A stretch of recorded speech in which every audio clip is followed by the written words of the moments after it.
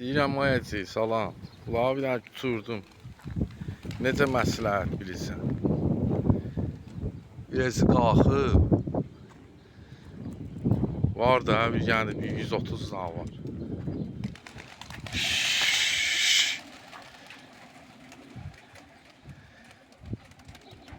Sənin şərəfi uçurduram bu gün bunları.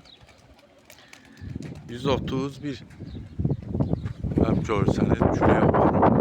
50'den də çox gedib dala. Əqo geçsinlər. Bax gör necə dəcək.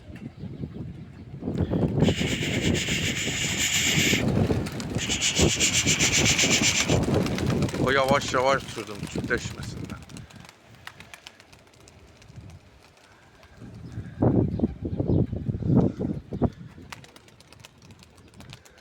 Biraz da o yellənsinlər, bu sılağı uçurdum həcə.